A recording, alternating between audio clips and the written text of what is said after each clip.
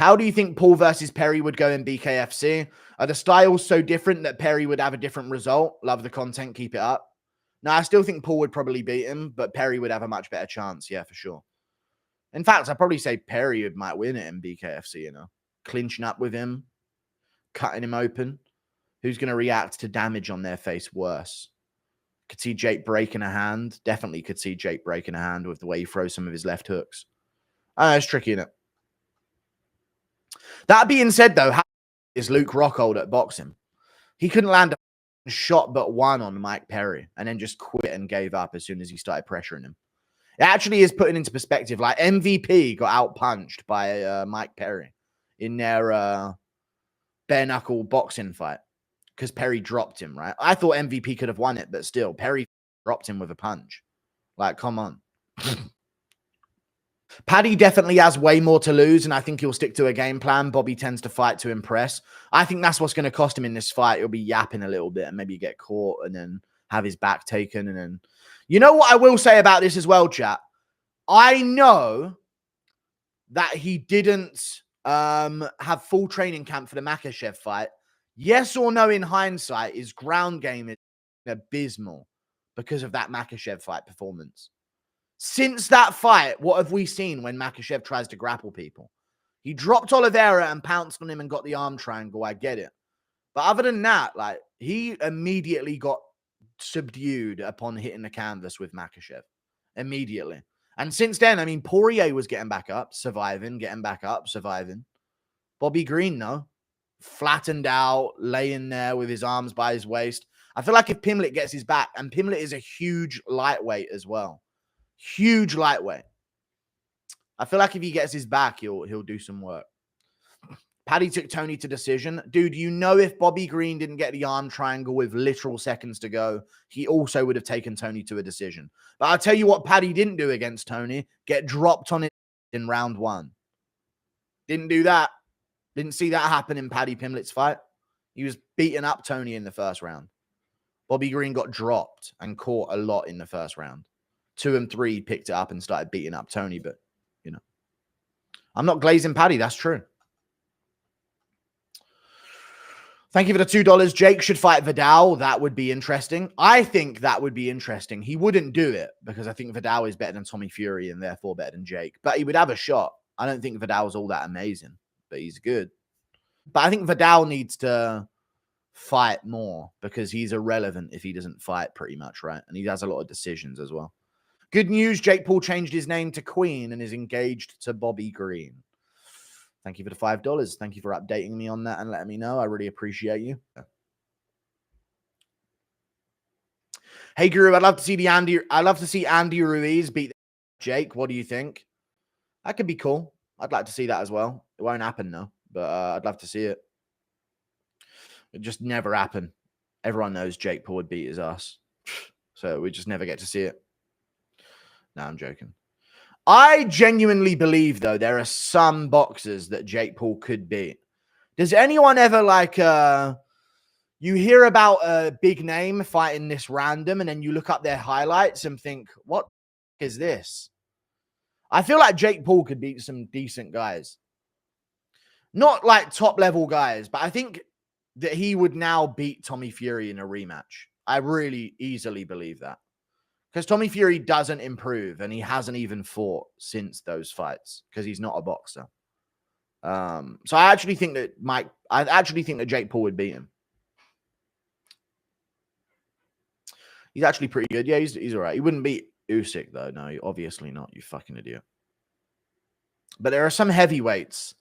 Whenever I look at, like, oh, Joshua's fighting this guy, who have they beaten? Or who have they fought? And I'm looking at their highlights, I'm thinking, what the fuck is this? Awful. This is awful. Vidal Riley. Yeah, I know he can't beat Vidal Riley, but what you guys don't understand is there's often just some prospect that's already better than most of the roster. You know? Jake beats Roy Romero. I don't even know if that's true, but yeah. I don't think he beats any elite level guys. Would be sad to see Curtis get knocked out again. Blades, yeah, it would be actually, because it's happened a few times in his career. I just think if Derek Lewis can be winning and then land a KO blow on you, Aspinall's going to humiliate you. You know?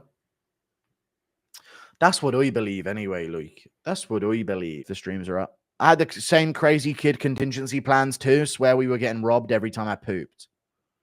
Yeah. Contingency plan, yeah, for when you're pooing. I agree. I don't know. I always had a problem when I was a kid. Whenever you had to poo, all of a sudden everyone needed to get into the fucking toilet. It was so fucking annoying. Anyone else ever grew up in a bit of a busy house?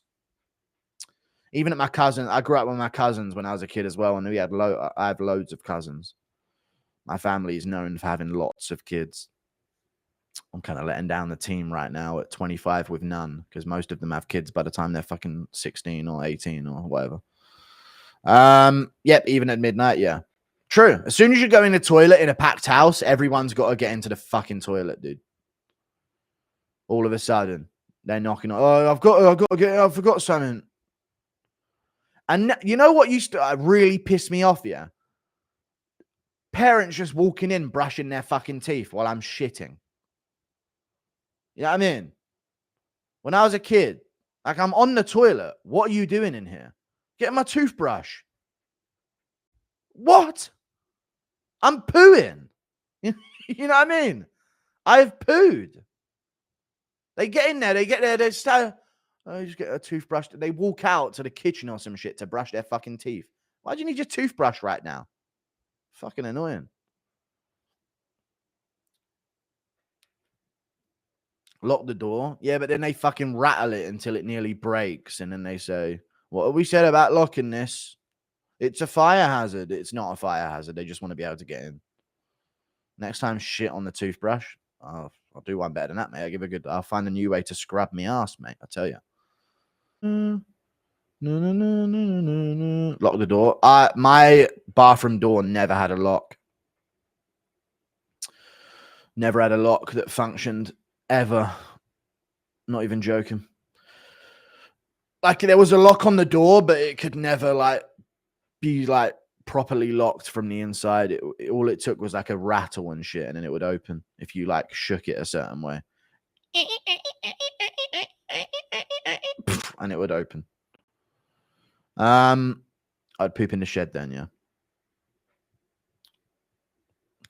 I don't know where you guys grew up, but I grew up in a house where locks were not allowed.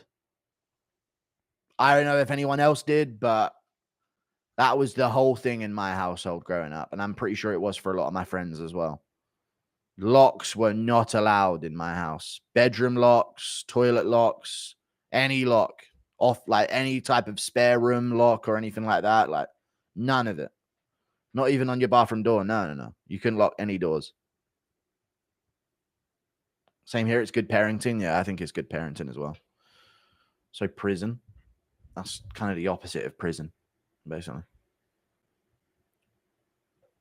That's so sus. I don't think that's sus. They just didn't want anyone getting trapped on the other side of a door because a lock is fucked up. You know what I'm saying? Or especially because we were kids. But yeah, I thought I'd do a late one just because I've got to go somewhere and I'm not going to be able to sleep and get up for it. So I might as well sleep afterwards. You know what I'm saying? As a strategic move, Izzy should interview with you. No, I'm good. I'll ask him though. Shall I message Israel Adesanya right now? Say, what's up, bud? Want to do an interview? Because Drickers ain't fucking red. Might as well get someone in that main event. Am I right, Drickers? Whoa. Just kicked to the curb as soon as I left South Africa, dude. They probably laughed about me and called me fat when I was gone. I'm joking. Thank you for the $5. If Tom fought and beat Garn right after Jones versus Stipe, the interim belt would literally have more value than the real one. True. No, that's not what Tom should do, though, chat. Who's with me on this? Because the Garn fight happens in September. There's no way he'll defend. Aspinall should not even announce it, chat. Don't even announce that he's the backup opponent for UFC, whatever it's going to be, 308. Don't even announce it. Randomly just walk onto the scales on a weigh-in day.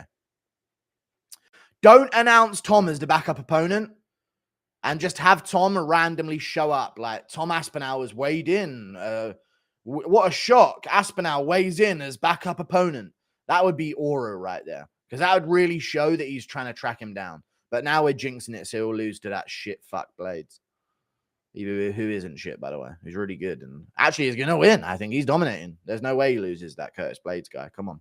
Give it a $5. Blades versus Aspinall starts. Tom starts bouncing around on the outside. Then his knee slightly buckles. Curtis checks a leg kick and then does him like Dorcas. No, he can't do him like Dorcas. Sup, Goo? Thank you for the $2. What's up, JT O'Neill? Long-time supporter of the channel.